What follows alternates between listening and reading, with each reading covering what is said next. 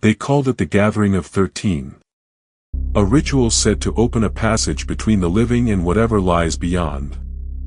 This footage, what you're about to hear, was never meant for the public.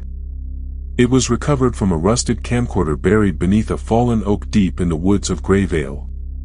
No one knows who buried it, or why. But investigators confirmed one thing: the people who performed this ritual never came back. The video shows them in masks, standing in a perfect circle. Their shadows move even when they don't. The air around them ripples, as if the forest itself is breathing. Then, a voice begins to chant in a language no expert could identify. Seconds later, the camera falls. The picture distorts, and through the flicker of static, a figure appears. Tall. Motionless. Watching. This was the last footage recovered from the ritual site. Everyone in this video vanished, except one. And the person who survived refused to speak of what they saw.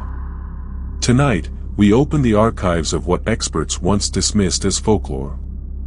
But every legend begins with truth, and this one stretches across centuries, from the crumbling monasteries of Eastern Europe to the shadowed forests of rural America.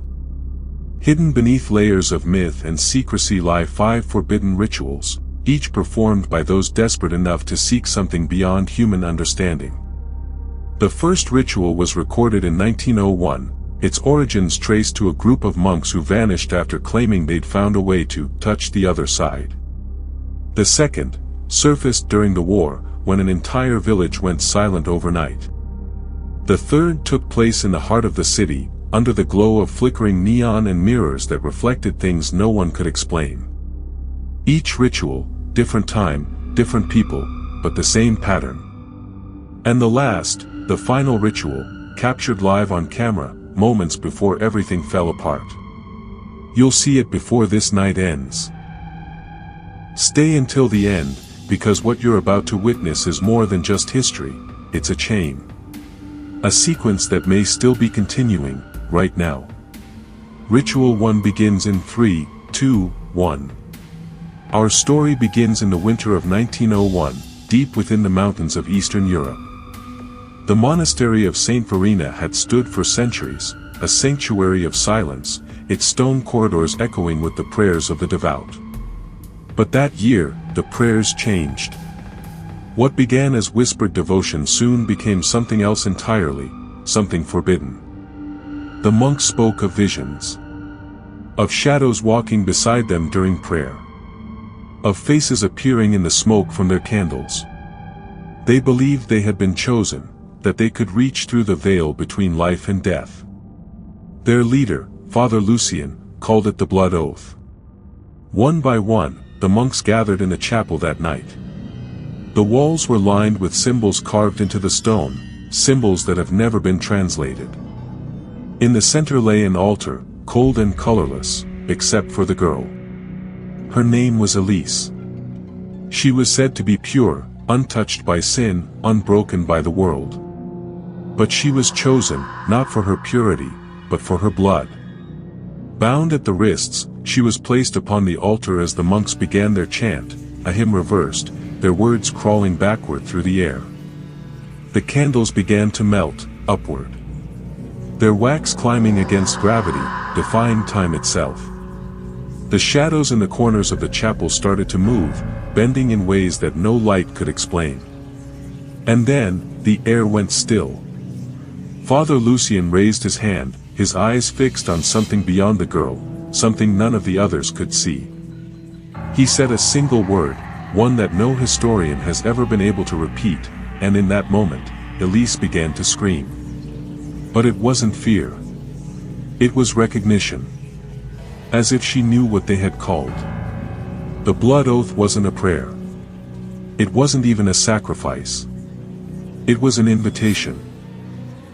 Not to summon a god, but to summon the reflection of death itself. What looked back at them from the darkness was no spirit, no angel, and no demon known to man. It was something older, watching, waiting, mirroring every soul that stood before it. Witnesses said the candles went out one by one, and when they lit again, only blood remained. Would you stay to see what they summon next? In the winter of 1943, the village of Hohenwald disappeared from all military records. No one knows why. Its name was erased, its location blurred on every surviving map.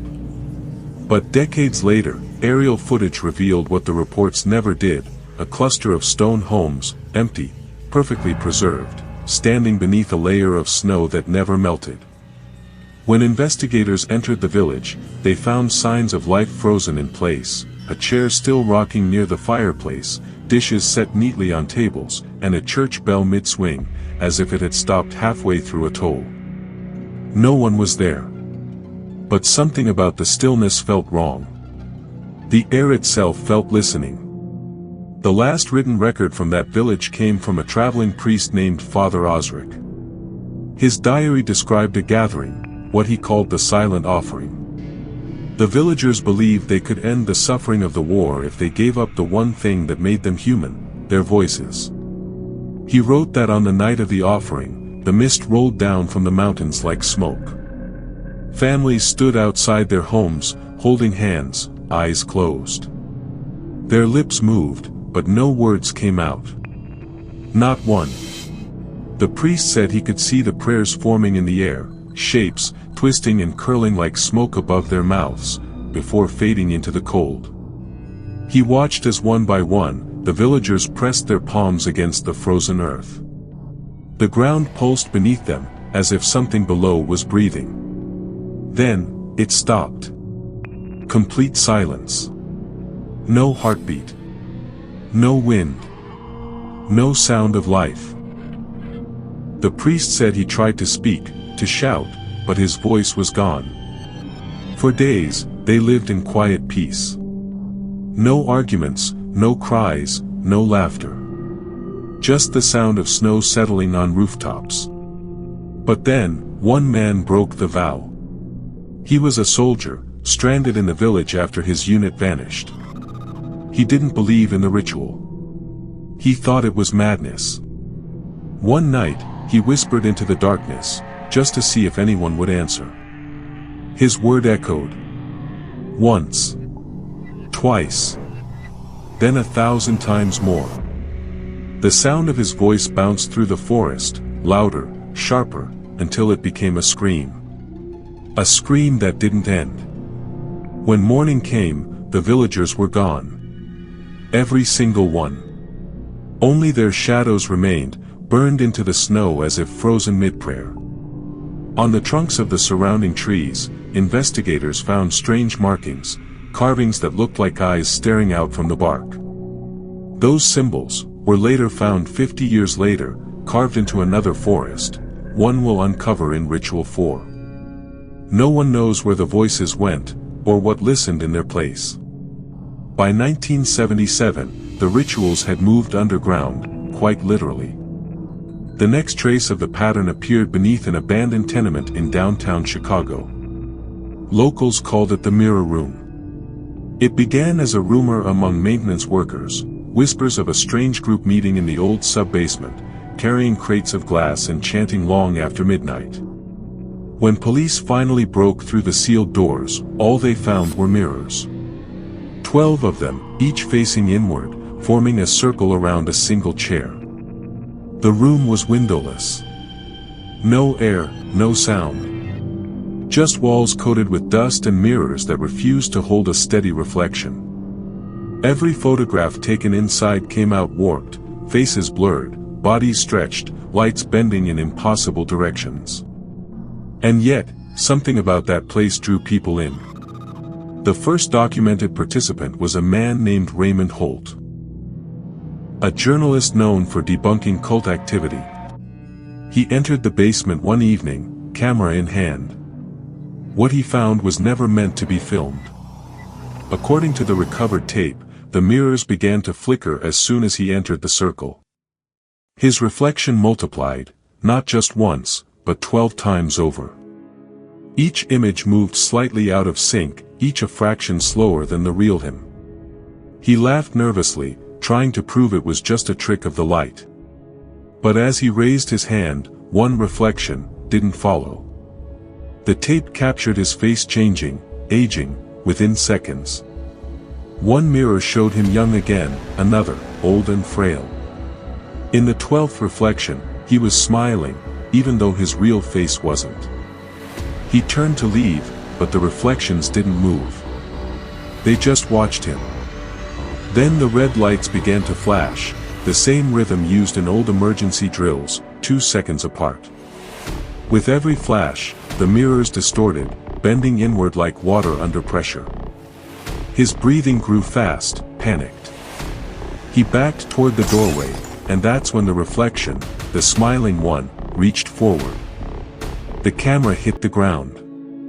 You can hear a faint voice, his own, pleading from somewhere inside the static. Then, a single thud. The recording ends there. No one ever found him. But neighbors say, on stormy nights, they still hear knocking from beneath the floor. Sometimes it sounds like glass breaking, sometimes, like someone asking to be let out. Would you dare look into that mirror alone? By 1998, the ritual had spread beyond the city walls. What began in basements and hidden rooms was now moving through the wild, into the places people had long forgotten. They called it Ritual 4, the Whispering Forest. The site, a dying forest behind the ruins of Blackwood Asylum, had been closed for decades after a fire destroyed half its structure. Locals said the forest grew thick where the ashes fell, feeding on what was left of the patients buried beneath.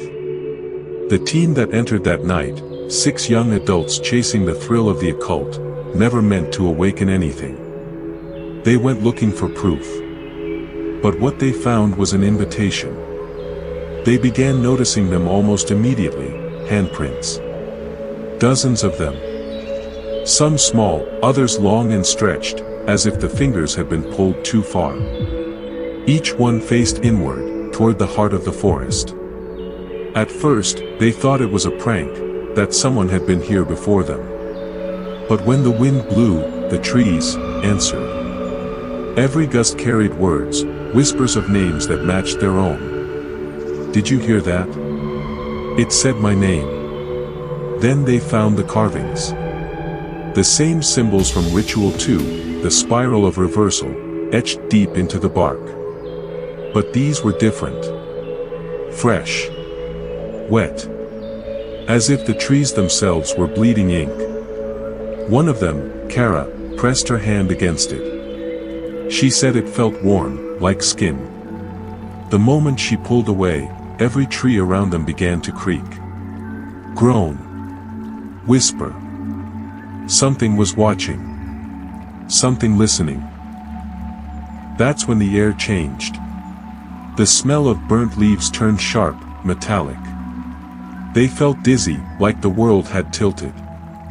Their voices echoed seconds after they spoke, not as an echo, but as responses. The forest was repeating them. Learning them. Stay. The last footage shows them arranging their shoes in a perfect circle, barefoot, shivering, eyes glazed like they were under a trance. The camera shakes, drops, and lands sideways.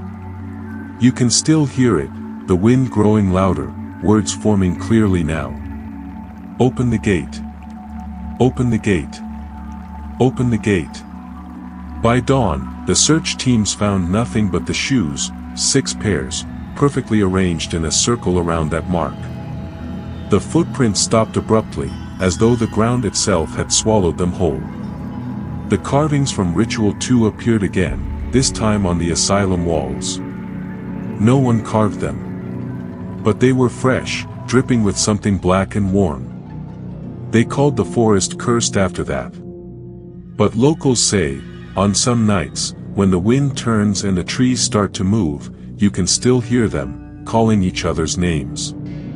What do you think they were summoning? Comment your theory below. For decades, every mention of the Ritual series was dismissed as urban legend, the kind of story that thrives on whispers and superstition. But recently uncovered evidence tells a darker story, one that crosses centuries, borders, and bloodlines. These photos were discovered in a forgotten police archive, their folders marked confidential. Every event, every ritual, was investigated separately. Different names. Different places. But look closer. The same symbol appears at every site. Etched into walls. Burned into trees. Painted in blood. And the dates? They align perfectly, every 33 years. Each one under the shadow of a lunar eclipse. Subject number 6 confirmed partial contact, light distortion recorded on. Sound waves consistent with whispering or low-frequency human speech, source unknown. Advised termination of further research into ritual patterns. The deeper the investigators dug, the more they realized, these weren't isolated events. They were stages. Ritual 1 through 4, each a preparation. Each one building toward something greater. Something final. It wasn't 5 rituals spread across time. It was one, continuing for over 100 years. Each generation completing what the last began. The files mention a 6th event, scheduled but never documented. The location was redacted, the date erased. But one phrase remained untouched at the bottom of the final report. If this is true, the ritual never ended. It's still ongoing. Somewhere. Now. If you've noticed something strange in the footage, leave a timestamp below. Before this video was finalized, our editor found something strange. A file that wasn't part of the footage we received. It wasn't labeled, wasn't logged, and didn't exist in any folder before that night. It appeared here, on its own. We slowed the footage. Frame by frame. What we saw doesn't make sense. The date embedded in the file was tomorrow. No one here admits to uploading it. No one remembers pressing play. But if the pattern holds, the next ritual has already begun. You shouldn't have watched this far. If you've watched this far, you've already been marked. Subscribe before midnight. When the next ritual begins, you'll want to be warned. We'll see you when the gate opens. Until the next ritual.